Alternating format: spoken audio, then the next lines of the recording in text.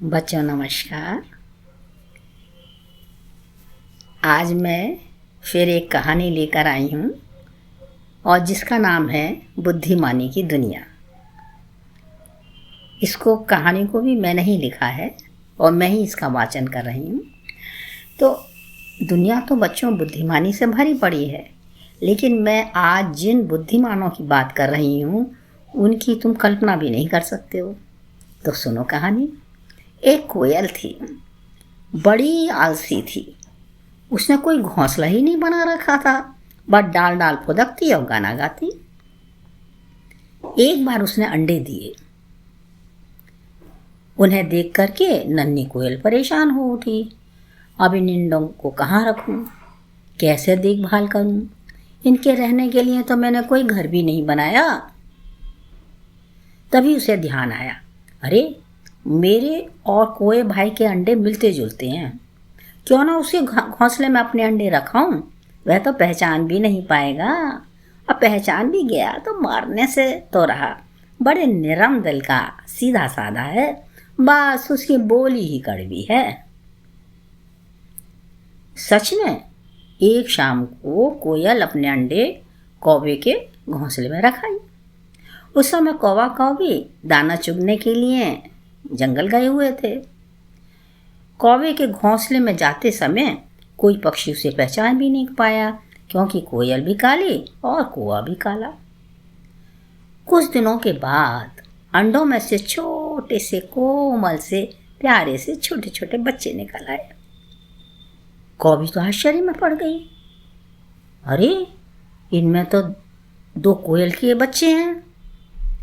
कोई बात नहीं, हम अपने बच्चों की देखभाल तो करेंगे ही, साथ में ये भी पल जाएंगे। कितनी प्यारी बोली में दोनों चहक रहे हैं, बिल्कुल अपनी माँ पर गए हैं। उस शाम कौवा कौवी बच्चों के लिए दाना लेकर लौटे तो देखा कोयल का बच्चा पेड़ से नीचे गिरा पड़ा है और एक बिल्ली दूर बैठी इस ताक में है कि मौका मिले और बच्चे को खा जाऊं। कौवे ने उसे भगाने के लिए चिल्लाना शुरू किया, काव काव। बिल्ली पर इसका कोई असर नहीं हुआ। वह तो यह सोचकर आगे बढ़ने लगी, एक कौवा मेरा क्या बिगाड़ लेगा, जितनी देर में वह नीचे आएगा उससे पहले ही मैं उस बच्चे को निकल जाऊंगी। इस बार कौवा कौवी ने मिलकर के जोर से काव काव शुरू कर दी, काम काम काम। लेकिन बिल्ली तो आगे बढ़ती चली गई।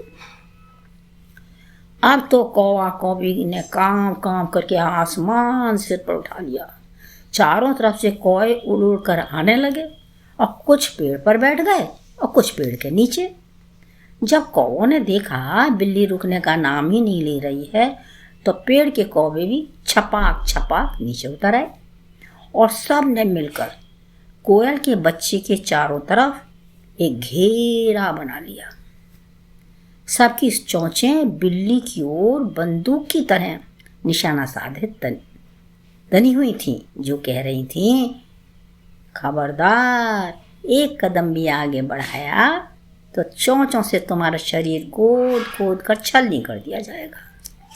यह नज़ारा देख बिल्ली ऐसी डर कर भागी कि जंगल से बाहर जाकर ही दम लिया। और कौवों की खुशी का तो ठिकाना ही नहीं था।